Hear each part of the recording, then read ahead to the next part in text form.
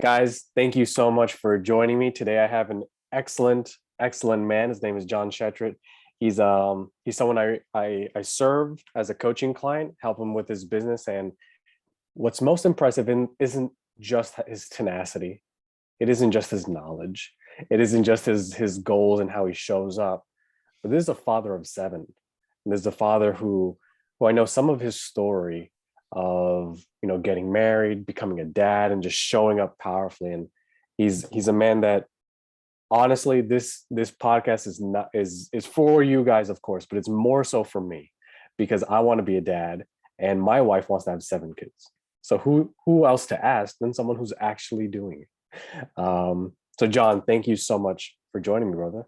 My pleasure. My pleasure. Thank you, man. I hope I could actually grow up one day to be on the level of the way you introduced me. You are there. You are Thank you. there. Appreciate it. And well, hey, tell me, what's one of your happiest memories so far as a dad? I'll tell you, man, it's very hard to be a parent. It's very hard to be a parent, but once you have that kid, that first kid, it's crazy. You can't even imagine life before that. It's like before you have kids, you have all these hopes and dreams and wishes and desires and accomplishments and goals. And then after you have kids, it's like everything shifts right away. And it makes you go from just like thinking about yourself to thinking about somebody outside yourself. And oddly enough, thinking about those kids is really thinking about yourself because like they are you. They're just a better version. You want to make them a better version of yourself. So having your first kid and your second kid, it's crazy. It's crazy. And it's honestly like the reason I live, really. And I'm not alone. You rarely hear people in their 80s and 90s say, I wish I had less kids. Rarely. Usually it's the opposite. Usually it's like, I wish I either had kids or I wish I was there more for them, we are complicated species, but we're very intellectual species, and we're here to do more than just eat, sleep, and feed ourselves. Bigger mission. What's your proudest moment so far as a father? So I'll tell you, I can't think of one. I could think of a lot, but one of my that comes to mind. One of my proudest moments is I have a kid who's 13. Now he just actually turned 14, my boy. And I wanted him to do something which I wasn't doing every day, but I was encouraging him to do it. He was going to have a bar mitzvah, and once these boys have a bar mitzvah, they go to pray. And I wanted him to try to, start the process on a high level. And I said to him with tremendous humility, I said to my boy, his name is Shua. I said, Shua, listen, I'm never ever going to tell you to do something that I don't do, ever, because it's not a good father. But I do want to encourage you to be better than me. I said, the reason why I support you and encourage you to do things is because you're going to be a much better person and father and man than me. And my kid started crying. And he's like, no, Dad, you're the best. You're the best ever. And I'm like, this moment of humility and vulnerability with your kid, looking your kid in the eyes and saying, I'm not pretending to be this amazing, perfect guy. I'm just trying my best to give you everything I have, to raise you and to try to make you a better man than me. That moment to me was a very beautiful, big experience of, I don't have to try to pretend I'm something I'm not. You don't have to be the superstar, perfect man who has everything figured out in your life. You just have to be humble and real. And that realness, to be able to connect with your kid on a real level, is really not just your kid, but especially your kid. That's really what I think the biggest accomplishment as a father is. Being able to be wrong, being able to say you're sorry, being able to say I'm not amazing, I'm not perfect, but I'm trying to give you my everything. And that's, believe it or not, that's what my kids love the most about me. It's crazy. I'm curious, like, what are some other examples? Because so you're not the first man to say this, at least on this podcast, but you are the first one to kind of illustrate it in this way. Like, this humility it's what brings you closer, but also not just what brings you closer, but what they value so much. Because so like I had another gentleman on here, and he was like, his son was like, yeah, like, you are the best dad in the world. Like, I love you so much. And he looked at his kid, and he's 8 years old. And he's like, I cheated on your mom a long time ago. And this kid was baffled. He's like, I want you to know that I'm not perfect. God is perfect. And Years later, this kid like was like, Dad, I really love you for who you are, and it's like, wow. And I see the relationship that they all have. And then another guy, Joey, you know Joey, he's like he was like yeah, my daughter's 2 years old, and I look at her and I look, Daddy's tired. He was very mean. He's very sorry, and she's good. And I'm curious with regard to the humility and stuff, like what are some other examples that you have? Like, what's the impact? Because again, you have 7 kids. This isn't the first time you've shown up in this way. What else have you seen from your kids' reaction to this humility? And has it always been there, or did it just start with like maybe in the middle of the road with some of your kids, like maybe kid 2 or 3? So I'll tell you, it's a good question. I mean, first of all, being that open with your kid, the way you just told me, is definitely a level. But I hope that parents try to use their filter as when they think a kid's ready to hear such a Yeah, thing. yeah. You know? But listen, I personally, I'm very into being real. That's my way. So we all know what we did wrong, what our parents did wrong. So like every one of us grew up with either a mom or a dad or a foster or whatever it was, and we experienced things that we inside were like, that's not right. Right. We all had those moments where we're like, that's not right. Something's wrong. That's not how you talk to a mom, or that's not how you talk to a girlfriend, or that's not how you treat a kid. And we all had those growing up, but a lot of times we forget it. So when I was little, I always used to say to myself, all these little things that I used to kind of mark off when I was a kid. That's not right. That's not how you treat your girl. That's not how you treat your kid. I tried to remember them when I got older. So number one, I try to tell myself to remember all the little things when I was little, and how I wanted to be treated, and how I wanted to what kind of home I wanted to grow up in, and I want to try to set that home. That's number one. Another thing is I try to be very real. I don't pretend. If I'm not going to promise my kids something, I don't follow through with. I also love when my kids call me out on stuff that I call them out on. So I'm not trying to fight that. A lot of people have trouble with that, and they're like, don't you dare talk to me like that. But Yeah. I try to always think from their perspective, because if I go ahead and beat my kid down for doing something wrong, and then he sees me do the same thing 5 minutes later, I'm just an idiot. Like I'm not teaching him anything.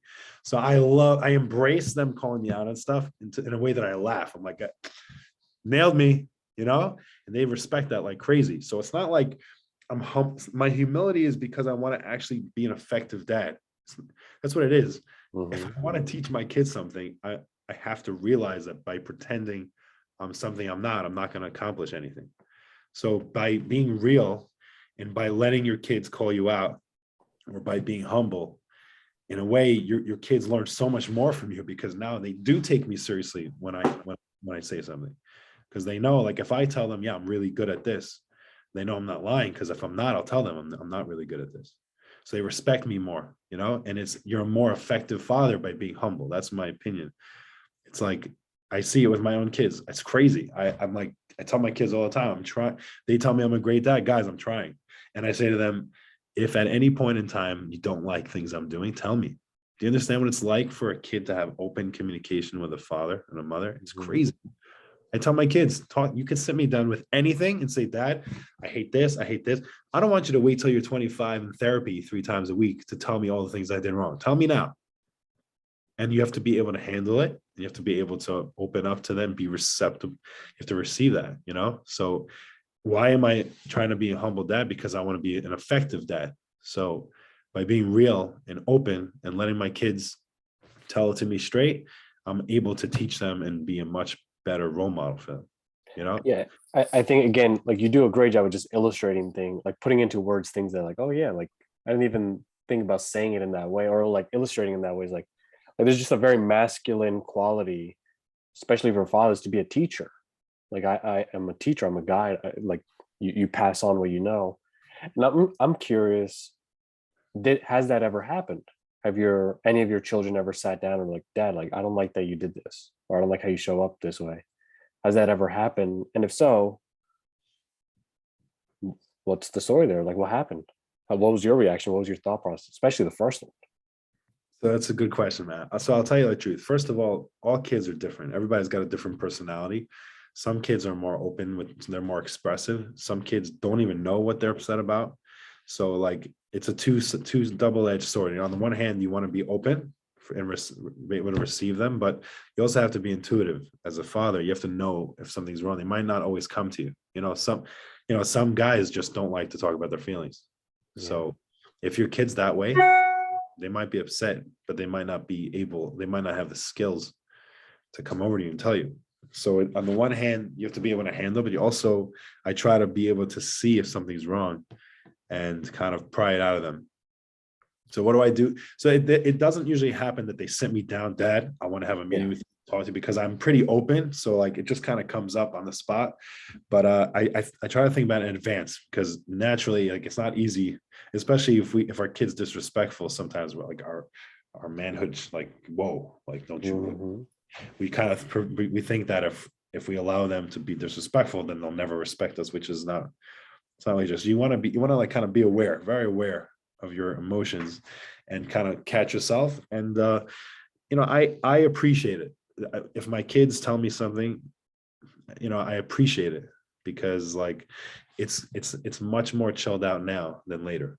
I know we all know too many people with daddy issues that never can get over it ever. Not at 30, not at 40, not at 60, not at 70. So for me, every time my kid, no matter what age, tells me something that they want me to work on with them, which is not so common because we're pretty open, but that to me is a huge win, because my kid at 12 years old is healthier because he just got something off his chest and we're going to work through it. That means that I know at that moment, when he's 50, he's going to be like, yeah, my dad was always open. He always works with me. He's always listening. He's always willing to work on things.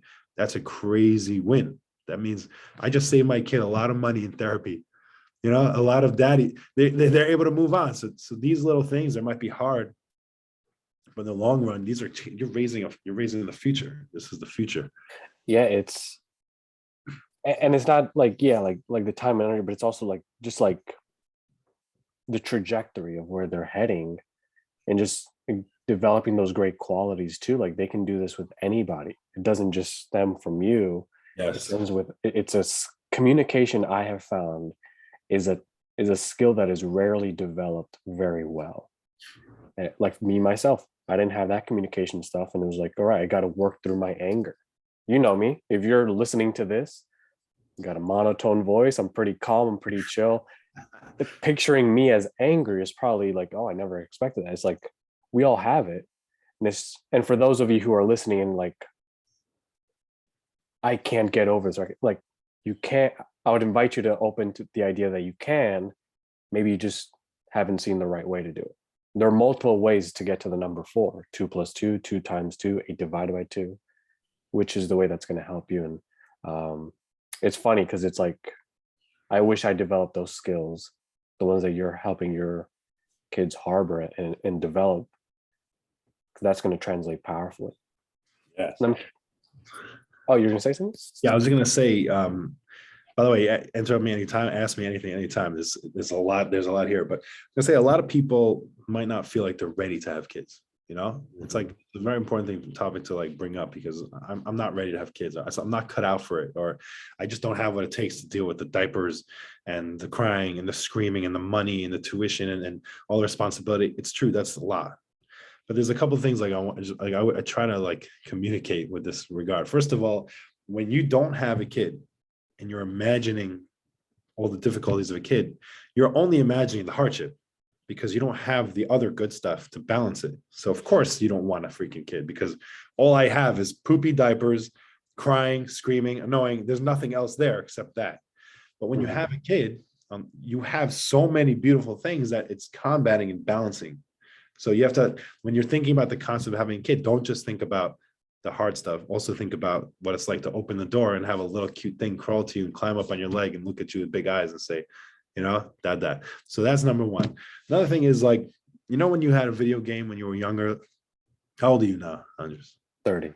Okay. So like you know what I'm talking about. Back in the day, the simple games, there's no save button, like you start getting Mario and you work your way, and like every board, every level is, you work so hard. And every time you get that freaking princess, you're so excited. Like, and then now they like today, you just got a cheat code and you just go to level 100 and you fight. It's like, it's stupid. It sucks. So it's very hard to imagine having a kid and doing all this work for them, because it's just like you don't build towards it. But when you build something and you build a building yourself and you accomplish a company, or you build a beautiful painting and you step back and you look at it with such a pleasure, there's a certain pleasure that comes with hard work that you can't explain unless you do it yourself. And that's what it's like to have a kid. You're investing yourself into this little thing from day one, this helpless little creature from day one, and you invest in it and you work hard in it and you feed it and you hug it and you kiss it and you work in it. And as you see this thing develop, there's a pleasure and satisfaction that is, you cannot explain to any, you can't understand it. It's bigger than anything in the world, because you invest your soul into this thing and it's so helpless. You start to see, why do parents freak out when the kid does its first step? Because that's crazy effort and work to get that. You're watching this thing grow. So you have to, it's impossible to comprehend what it feels like to beat the game while working for 7 months every day. That's just a game, right? It's impossible to imagine that pleasure. But when it's your own child that you put your life into and you invest in, you develop a love and an affection in a way that you can't understand. It's the love and appreciation of investing yourself into something that you get to see the fruits later. It's mind-boggling. So if you're not ready, just do it anyway, because it's all the baby steps that make you ready. I'm not ready for kids. I'm still shocked. I'm like, my kids get older and I'm still a baby. They're getting older and of course I'm not ready, but who cares? You get ready as you do it. You get ready. There's a cool reality check to it. And it's like, so for me, so again, I want to be a dad. We're not going to have kids for a couple of years until Maria graduates dental school. But like, she has this little cousin. He's 4 years old. This kid loves me. Him and I play. But it's like one of those things like, yeah, like you love your sister's kids because they don't live with you. But we're here. It's so, as you know, this is not my normal setup. I'm in New Jersey visiting family, and we're staying at her aunt's house. And I'm seeing this kid pretty much every day. And it's like, wow, like sometimes he's a jerk. He's 4 years old. But it's like, it wasn't just that. It was like, I thought I was great with kids. I'm awesome with kids. I love kids. Kids love me. This little kid loves me. Like he shows so much love to me. And I like barely knew him when we first met. But it's like, okay, I'm getting that humility. I'm like, wow, like sometimes I'm snapping at him, or sometimes I'm not being that great. So how can I show up? And it's like, again, just put yourself in the fire, see what's up, and then show up there. And it's like, wow, like I've inadvertently gotten better, not as a parent, because again, he's not my kid, but like I've been able to practice that with him. I'm like, yeah, like, hey man, that was kind of mean. Okay, cool. Like just being more lenient on like my rules. I was like, oh no, you can't be doing that. Like that's rude. But at the same time, he's 4. He's not thinking about manners in the way that I'm thinking about as a 30-year-old man who's a coach. Like it's just very different. So I love that, man. I wanted to ask you.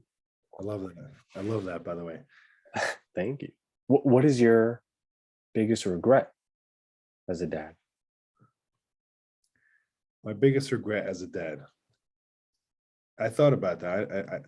I thought about that before. My biggest regret as a dad. I don't know. It's a tough question for me to answer, because I don't like that. It's not my style, because like if I have my biggest regret, I personally would channel that energy into today moving forward. I don't really like to spend time on my biggest regret. You know what I'm saying? So let's say I did something to whatever, I hurt somebody in the past, right? Let's say I did. I feel like my energy should be towards repairing that, as opposed to focusing on the regret.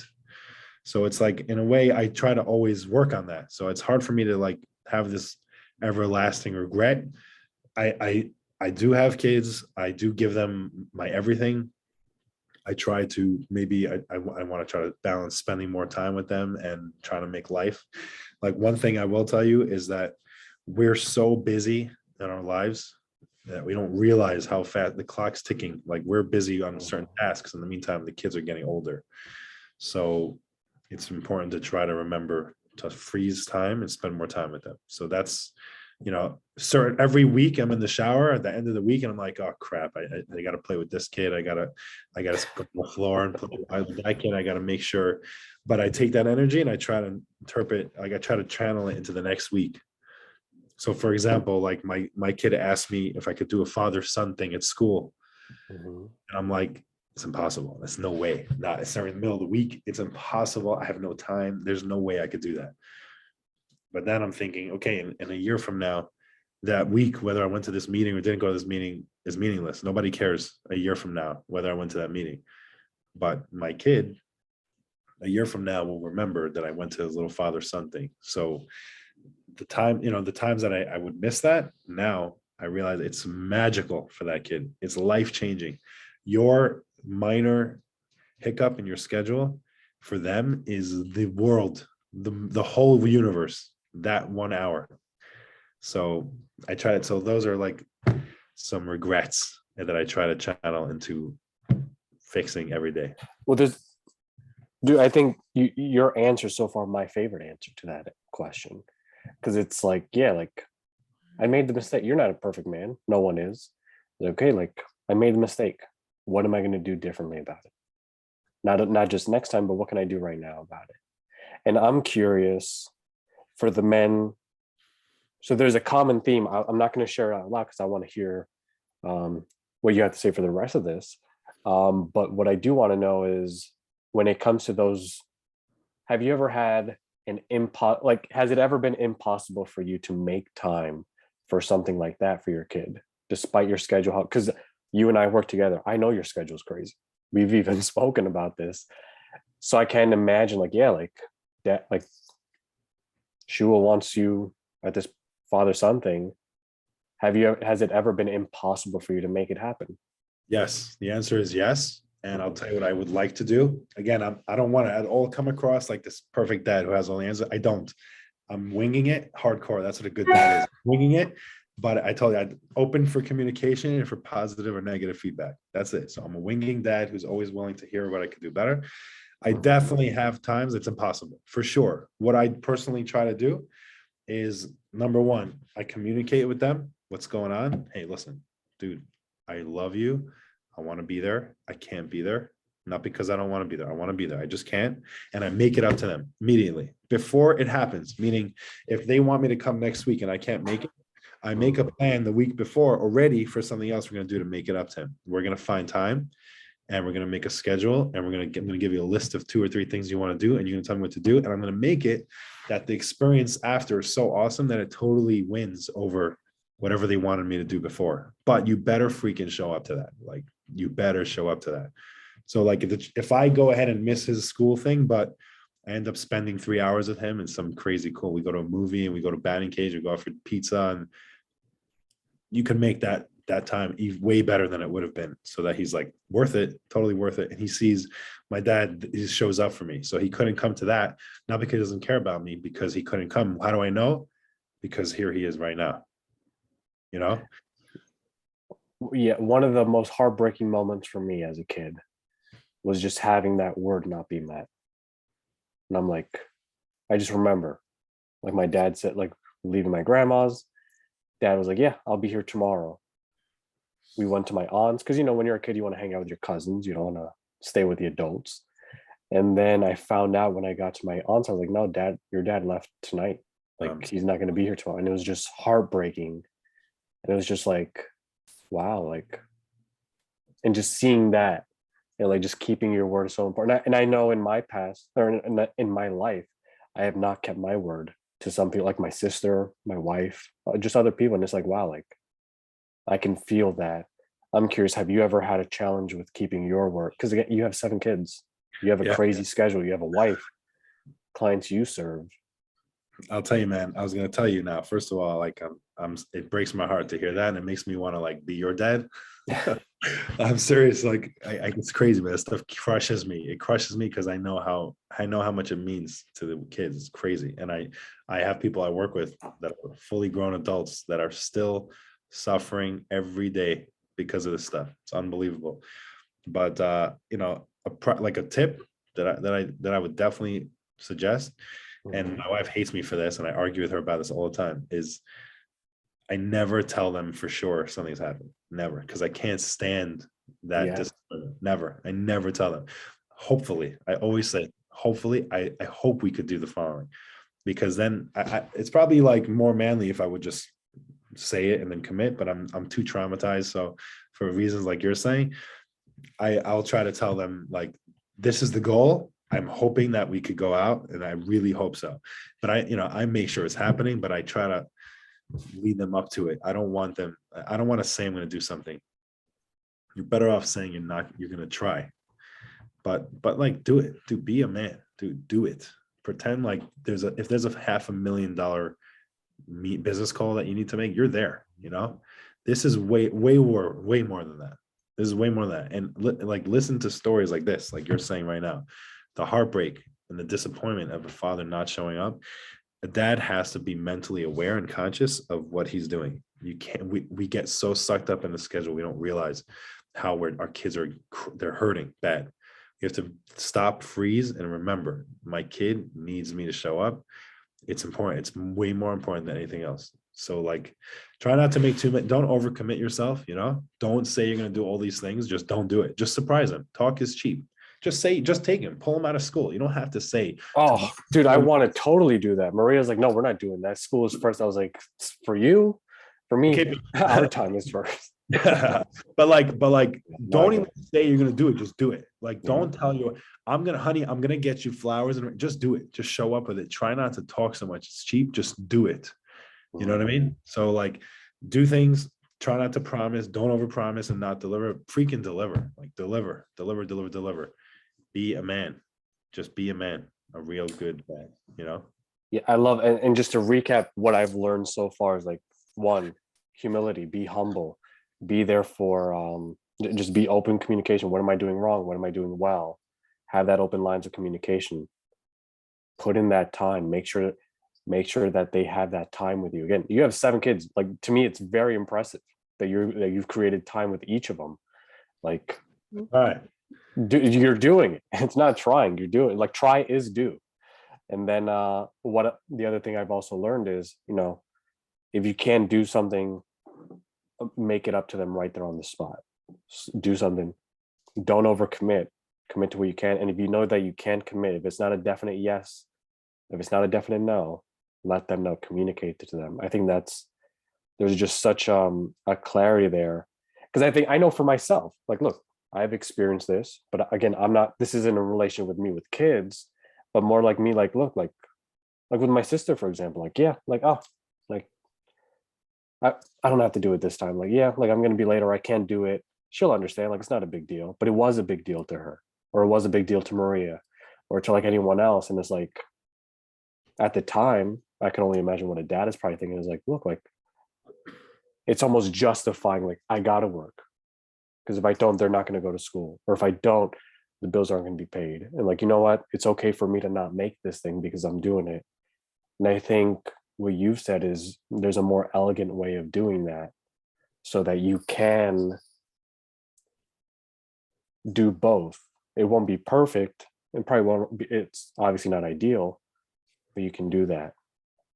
It's never perfect, but if you're trying, they love it. You know what I'm saying? Like, if you're trying hard, I have a daughter she's turning 16. My boy, he's 14. These are teenagers, they should hate my guts right now. But like, thank God, I'm blessed that we're friends. We're like best friends. My kids like me because I don't piss them off all the time. Like, I'm always there. Like, I'm trying to be easy. I try to be easy to deal with, tell me what's up. So it's like, he's not behind his back cursing me out because I'm willing to hear what he has to say, and I'm trying to work with it. So like, I don't have to make a war right now. It doesn't work. And I would even challenge that idea. Like there's something so like they should hate me, because again, like, teenagers, they're teenagers. That's typically what happens. And I remember, I forgot who it was. I said this on the last episode. Like, yeah, like, I'm not going to deal with that. Oh, Dean Graziosi said this. She's like, look, like, I heard all this stuff about your teenagers hating their parents and then like reconnecting back when they're adults. She's like, I don't want to deal with that. Like, that's not going to be my life. I'm going to show up. I'm going to learn from the men who have a great relationship with their teenage kids, because that's what I want to have. So if you're listening to this and you're in this space and it's like, look, that's where I'm at, or this is, or maybe your kids are young and you're like, yeah, I'm just waiting for that. Like, I'm cherishing this time because I know that's going to come. I invite you to challenge that thought. Like, no, I'm not going to be that dad. I'm not going to have that relationship with my kid. Screw that. I'm going to learn from the men who have a great relationship with their teenage kids, and I'm going to model after them and do the same because that's what you want. There's no settling here. And I think you stumbled onto that again. You're a very intuitive man, and Appreciate I'm it. curious. I want to respect your time because I know we're No, limited here. You got 7 kids to be a dad to today, so I want you to enjoy that we time. gotta spend time with them after all this speech over here. Yeah. Uh, What uh, is if you were to go back in time and do it all differently, and think about it, maybe not so much with each of your kids, but in the general sense with each of them, what would you do differently? I give them even more hugs and kisses and tell them I love them and tell them I'm proud of them and tell them why I love them and why I'm proud of them. That's all that matters, you know? I love that. Every single kiss and every hug and every word of endearment and every compliment that you whisper into their ears makes them a better person. There's none of this in 10 years when they calm down, I'll be close to them. That's not, no way. That's 10 years of missing words. All those moments where they have teaching moments where they can be fixed, where they can be taught the right from wrong, or they can be taught what it means to be loved. All those minutes, they add up to a normal person. They don't come later by themselves. They're like a sponge. They absorb every word that you say.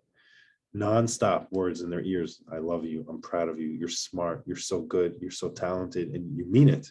And you find the things, even the kids, some of my kids are more difficult than others, believe me. But the one that I have one that's like, thank God, God bless his soul. But I try to hug him and kiss him the most because that's it. I love him. And he's super talented. And he's probably more similar to me. That's why it's like, but every minute that you tell them you love them and you mean it, the kids, I see them compared to other kids.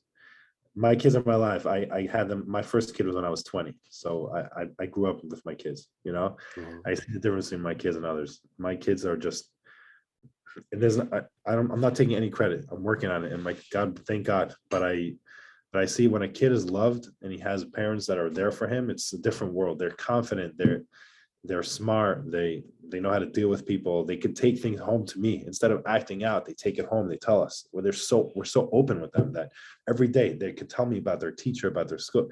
They're not exploding because they get it out at home. They don't have to go ahead and act out. They don't have to block their brain with drugs and alcohol because they get things out. They talk to us, so they don't have to, dim and dull their lives. They have open communication, which is crazy. I didn't have that. Working on it, but I try to take all these moments and try to convert it into action, and I try to be there for them. And I'm working, and I probably want to explode and have nervous breakdown every day. By the way, every day. By the way, you tell my wife, hun, I'm out of here. I'm moving to Thailand, going scuba diving. But then I got my kids. I need to make sure that they have a way better life than me. That's it. I love that, man. For the dads out there who don't see their kids too often, maybe they live in another country, or maybe they have their kids every other weekend, or maybe they just don't have that relationship because they were away and they want it. What is some advice what is one piece of advice that you want to give to them? So I'm going to answer that if you can in two different things, because I see two different people there. One guy is the dad who just doesn't have so much time with his kid every other week or every 3 weeks or whatever. The truth is that that's a ton of time. I believe that's a ton of time. You have dads that are there every day in the same building as their kid, in the same room, but there could be zero quality time. And it could be like a stranger to their kid. Just because you're physically home doesn't mean you're there for them. Just because you see them with your eyes every day doesn't mean that you're hanging out with them. You could spend every day for 30 days and spend no time with your kid. Or you could see your kid once in 3 weeks, but you could make a real solid time. So if you add up the quality one-on-one deep time that a dad has, the average dad has with his kid, whether they're home every day or not, it's not usually that much. So if you see your kid once in 3 weeks or once a month, I suggest that you really dedicate 3-4 hours at least of real real one-on-one time. That means none of this, not doing this when your kid's there. Like you put the phone away, you put your business away, and you spend hours with your kid. You don't need to spend 12, but like three, 4. You go out to eat, or you eat at home, or you watch a movie together. You talk to them, you spend quality time to them. That quality 4 hours is going to last them for 4 months, no problem. Doesn't have to be every day. And the other thing is, you could check in, even though you don't see them once in 4 months, you could check in. You make a phone call, even if it's a minute, even if it's a text, just texting them that you love them, or something cute, or a smiley. That's for the dads who have a relationship with their kids and they just don't see them. A dad who doesn't have a relationship with his kid, I would tell you that start today, like big time. Like, what do? First of all, you call Andres for life support, because he's a beast. You write down what your ideal relationship is like, what you dream of having, what relationship you dream of having with your kid, and what kind of steps you think you want to do what kind of things you want to do with your kid. And then you basically, you man up. There's no other way for me to say this. You man up. Your kid needs you. He needs you. It's not easy. You have to be humble, and you have to be willing to take a beating. Guys could take beatings, right? A girl could smack us. You don't smack them back. We could take a beating, and we got to start today. Just reach out. It might feel stupid. It might feel weird. I have a friend who hasn't seen his kids in 5 years, and we're working on it now, slowly writing a letter and reaching out to his daughter's school slowly. But it's okay if she curses you out. That's a good thing. At least she's answering you. If she curses you out, she's answering you. It's the ones that ignore you that are worse. Slowly chip away. You do not want to go another year without talking to your kid. There's no one that lives their whole life and ends their life saying, I'm happy I didn't talk to my kid. Nobody says that. And the kid needs you, whether it's 30 years, whether they're 34. Andres, you wish that you could be closer. I mean, there's no age that you don't want to be closer to your parent. There's no age. Even if you're 80, you want a parent. We all need a parent. So you just got to start baby steps. And there's no excuses, 0 excuses. You have to be there for your kid, no matter how hard it's been, or no matter how much trauma, no matter how difficult, whatever it is. It's understandable, but you have to man up. You have to be there for your kid. So, and by the way, Andres, I'm letting you know right now, if you know a dad who hasn't spoken to his kid in 10 years or whatever, and he's scared, but he wants to, and he doesn't know how to, you call me. Let's do it together. I'll make it happen. I believe in it so much that let's do it. You're a good man. What is one piece of advice that you would give to a new father? Like, what advice am I telling you when your wife tells you, even though she's in dental school? Oops. 100%. For me, someone who's expecting right now, or someone who's, probably a few weeks, maybe a few months in. Piece of advice is like this. If you have 2 pieces of chocolate, one is your favorite piece and one is your least favorite piece, set the favorite one aside for your kid. And it's acts like that are going to turn you into a good father. That's it.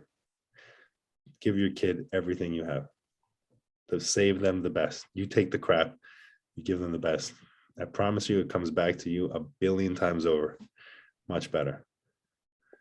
Teacher Jon is in the house, and I'm trying, dude. I'm trying. You're doing it. And the last question. Like me, though. Thank God. Blessed. The last question. This is not for me.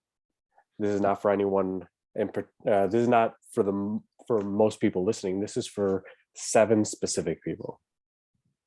What is one thing that you want to tell each of your kids, whether you've already said it or whether you haven't said it? This is for them. What do I tell all my kids in one statement? No, I usually go like, tell me one thing you want to say to each of them, and you tell me each 7 statements if you want, whatever you want, however you want to do it. This is for them. All right. Well, for my daughter, I have one daughter. I'll tell my daughter that I better love the guy she marries, or else he's dead, man. My boys, each one is special and different. I don't want to bore you all by going through all of them, but go through all of them. This is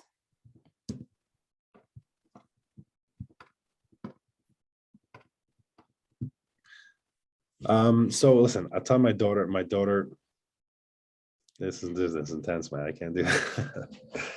What would I tell my kids? If I was going on a ride, if I was disappearing tomorrow? No, just what is one thing that you want to tell them? Well, each one on their level. I'm very proud of them.